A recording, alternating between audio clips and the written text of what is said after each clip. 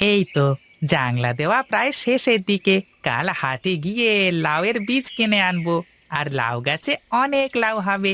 আর আমাদের সব অভাব ঘুচে যাবে। আহা কি আনন্দ আকাশে বাতাসে। আহা কি আনন্দ আকাশে বাতাসে।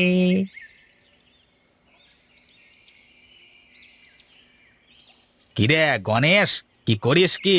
আরে একা একা পাগলের মতো কি বিড়বিড় করে যাচ্ছিস? হ্যাঁ, তা পাগল টাগল হয়ে যাসনি তো আবার? আরে ধুর, আমি পাগল হতে যাব কেন? কাজ করছি আর ভাবছি ভবিষ্যতে কি হবে, সেগুলো ভেবেই হাসছি আর কি। তা ভবিষ্যতে কি হবে? কি ভাবলি বলতো শুনি, হ্যাঁ? কি আর ভাববো, এই ভাবলাম যে আমার জমিতে অনেক লাউ হবে। আর সেই লাউগুলো আমি বিক্রি করব। আমাদের সব অভাব দূর হয়ে যাবে। একটু ভালো করে বাঁচবো, এই সব আর কি। হ্যাঁ হ্যাঁ, ভাব ভাব। হ্যাঁ, মানুষ কল্পনাতেই সুখী। তা লাউ তো লাগাবি। লাউয়ের বীজ কোথায় পাবি শুনি? কেন? বীজ কেনবার টাকা লাগবে কেন? তাহলে কি বীজ ফ্রিতে পাবি? আরে, আমার গণেশ ভাইয়ের তো অনেক বড় লাউয়ের ক্ষেত আছে। সেই ক্ষেত থেকে একটা বড় দেখে বীজ লাউ নিয়ে আসবো। একটা লাউ হলেই তো হয়ে যাবে। ওরে বেটা, আমি তো তোকে আগল পাগল মনে করতাম। এখন দেখি তো তুই ভারী সিয়ানা। এখন আমিও দেখি কি করে তুই তোর ভাইয়ের কাছ থেকে লাউ নিস। এমন কান ভাঙানি দেব, লাউয়ের বীজ তো দূরের কথা, কিছুই পাবি না। কি দাদা, কি হলো? এত মনোযোগ দিয়ে কি ভাবছো? না না, তেমন কিছু না। তুমি মন দিয়ে কাজ করো, আমি আসি।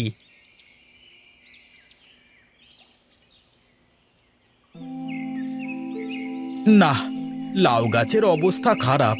খালি এই লাউ গাছ কেটে ফেলে আবার নতুন করে বীজ লাগাতে হবে। বসে বসে কি এত পরিকল্পনা করছো গণেশ দাদা? আরে নগেন যে, কি অবস্থা তোর? আজকাল তো তোর কোনো দেখাই মেলে না।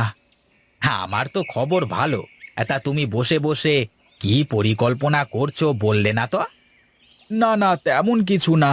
লাউয়ের গাছগুলো পুরাতন হয়ে গেছে তো, তাই আর লাউ ধরবে না। তাই ভাবছি যে লাউ গাছগুলো কেটে দিয়ে আবার নতুন করে বীজ রোপণ করব।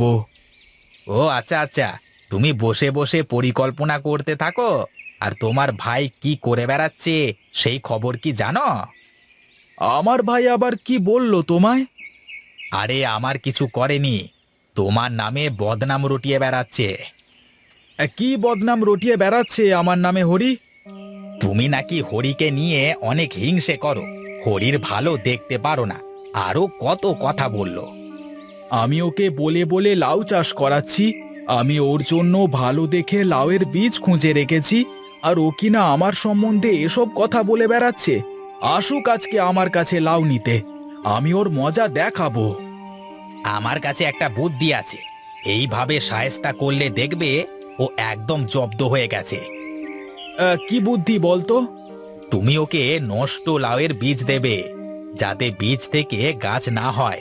ও শুধু বীজের গোড়ায় পানি ঢেলেই যাবে, কিন্তু গাছ হবে না। তাহলে বেটা মজা টের পাবে। তা তুমি ভালো বলেছ, ওই বেটাকে এভাবেই শায়েস্তা করতে হবে। হ্যাঁ, তুমি কিন্তু হরিকে আমার ব্যাপারে কিছু বলো না। তাহলে বেটা আমাকে এসে ধরবে, আর আমার সাথে আবার ঝামেলা বেঁধে যাবে। আমি তোমার ভালো চাই দেখেই বলে গেলাম, বুঝলে? আচ্ছা ঠিক আছে, তুমি কোনো চিন্তা করো না। নিঃসন্দেহে বাড়ি চলে যাও। আমি আমার মতো ওই বেটাকে শায়েস্তা করেই ছাড়বো।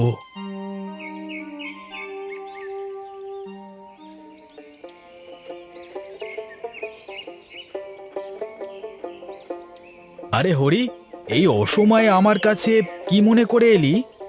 কি মনে করে আর আসবো? তোমার কথা মতো তো মাঠে লাউয়ের জাংলা দিয়ে এলাম। এখন তুমি বীজগুলো দিলে, লাউয়ের বীজগুলো মাঠে লাগিয়ে দিতে পারতাম। তোমার জন্য তো আমি ভালো ভালো লাউয়ের বীজ রেখে দিয়েছি। আমি আরো ভাবছিলাম যে আমি গিয়ে তোমার বাড়িতে দিয়ে আসবো। ভালোই হয়েছে তুমি এসে পড়েছো। তুমি দাঁড়াও, আমি বীজগুলো নিয়ে আসি।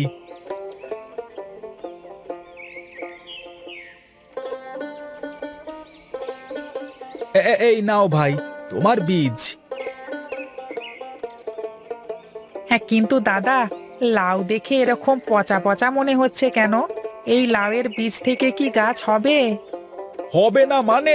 সোনার লাউ হবে। তুই একবার নিয়ে গিয়ে লাগিয়ে দেখ, তারপরই বুঝতে পারবি। তাই নাকি? সোনার লাউ ধরবে গাছে? তাহলে তো খুব ভালো হবে। সোনার লাউ বিক্রি করে রাতারাতি বড় লোক হয়ে যাব। আচ্ছা ভাই, আমি এখন আসি, কেমন? আচ্ছা ঠিক আছে, যা যা।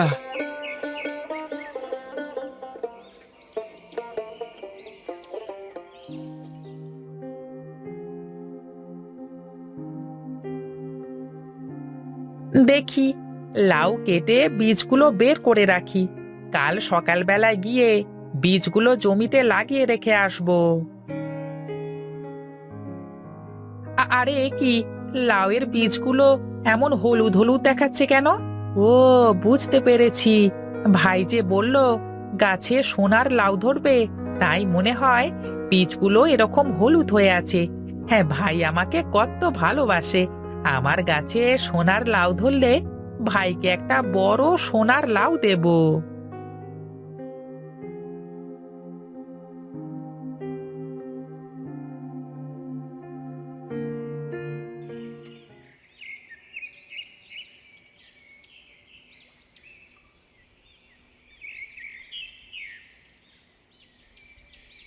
আরে গণেশ ভাই, চললে কোথায়? এই দাঁড়াও দাঁড়াও, একটু কথা আছে। হ্যাঁ দাদা, বলো, কি হয়েছে বলো। চলো, যেতে যেতে বলি। পথ ফুরাবে, গল্পটাও শেষ হবে। বেশ বেশ, তাই চলো তবে। তা তোমার ওই বজ্জাত ভাইটাকে কি লাউয়ের বীজ দিয়েছ? হ্যাঁ, দিয়েছি দিয়েছি, তবে পচা বীজ। ও এমনিতে বীজ দেখে কিছু বুঝতে পারবে না, কিন্তু ওই বীজ লাগালে ওই বীজ থেকে জীবনেও লাউ ধরবে না। হ্যাঁ ঠিক আছে, বজ্জাত লোক একটা। সবাই ওকে ভাবে যে ও একটা বোকা, কিন্তু ওই বেটা আস্ত একটা ফাজিল। তোমার মতো একটা ভালো মানুষের নামে ওই সব রটিয়ে বেড়ায়, আবার বলে বেড়ায় লাউ চাষ করে তোমার থেকে ধনী হয়ে যাবে, বুঝেছ? ওর স্বপ্ন সারা জীবন স্বপ্নই থেকে যাবে। আমি ওকে আমার উপরে কিছুতেই উঠতে দেব না। ঠিকই আছে, ওই বেটার সাথে এমনটাই হওয়া উচিত। কিন্তু তুমি খেয়াল রেখো, ও যদি বুঝতে পারে তুমি ইচ্ছে করে এসব করেছো বা আমি তোমাকে এসব কথা বলেছি, তাহলে কিন্তু রামু বুঝতে পেরে যাবে, আর বদলা নেওয়া হবে না। তুমি কোনো চিন্তা করো না, আমি সব সামলে নেব।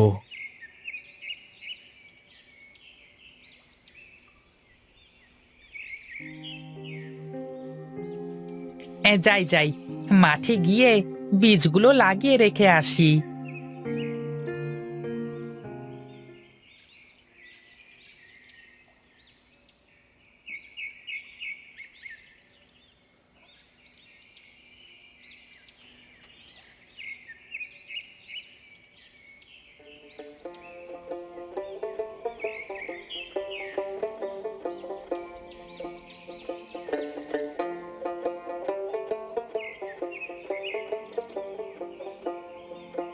ওহ বাবা রে, বসে থাকতে থাকতে মাজাটা একদম লেগে গেছে। যাই, জমিতে একটু পানি দিয়ে বাড়ি চলে যাই।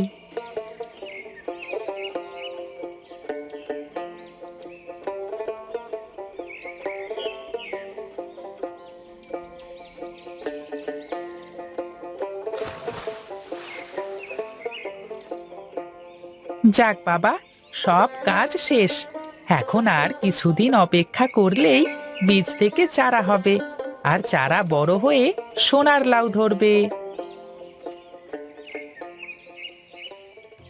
যাক, বীজ থেকে চারা বের হয়ে গেছে। আর কয়েকটা দিন গেলেই গাছে অনেক লাউ ধরবে। তারপরে শুধু বাজারে লাউ বিক্রি করব আর টাকা গুনবো।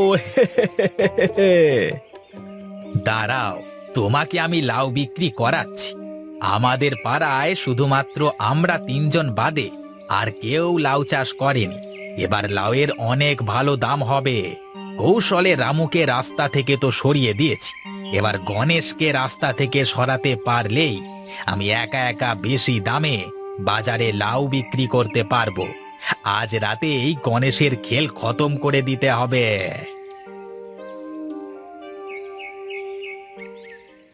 গণেশ ভাই, তুমি আর নগেন তো আমার পরে বীজ লাগিয়েছো, কিন্তু আমার জমিতে এখনো তো চারা গজালো না। আর তোমার জমিতে চারা কিভাবে গজিয়েছে? আরে আরে কোথাও রামু বুঝে ফেলেনি তো যে আমি ওকে খারাপ চারা দিয়েছি। দেখি দেখি ব্যাটাকে একটু বাজিয়ে দেখি, তাহলেই বোঝা যাবে ওই ব্যাটা আমার কথা বুঝেছে কিনা। কি হলো ভাই, কথা বলছো না কেন? কি কথা বলবো, তোমার গাছে সোনার লাউ ধরবে তো, তাই চারাগুলো বেরোতে এত দেরি করছে। তুমি বাড়িতে যাও, কদিনের মধ্যেই দেখবে তোমার জমিতে লাউয়ের চারা বের হয়েছে।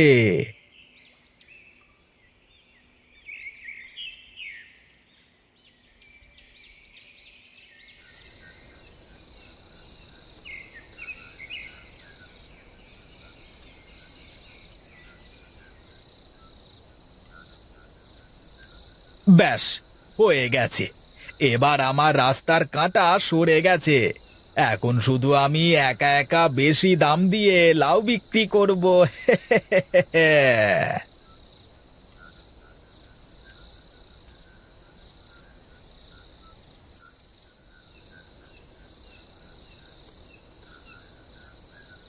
এ কি কি কে এমন সর্বনেশে কাজ করলো? আমার জমির সব চারা উপড়ে ফেলেছে। এখন আমার কি হবে?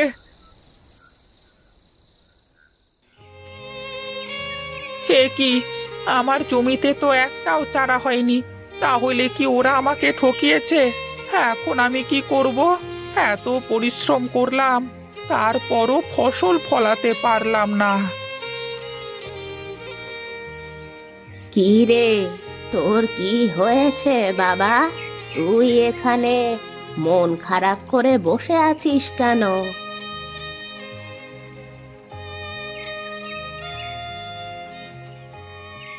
ও, এই ব্যাপার। ও তুই কোনো চিন্তা করিস না রে বাবা। এই নে, এই সারগুলো তোর জমিতে ছিটিয়ে দেখবি, তোর জমিতে অনেক বড় বড় গাছ হবে, আর গাছে বড় বড় লাউ ধরবে। তুমি কি সত্যি বলছো বুড়িমা? আমার জমিতে লাউ হবে? বিশ্বাস না হলে একবার সারগুলো জমিতে ছিটিয়ে দেখ।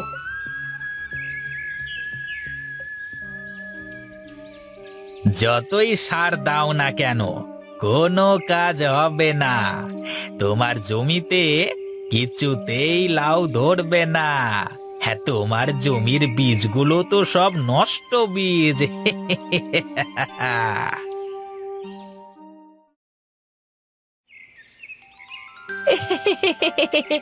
আমার জমিতে কত লাউ ধরেছে। এখনই এই লাউগুলো বাজারে বিক্রি করে অনেক টাকা কামাবো। আমার সব অভাব দূর হয়ে যাবে।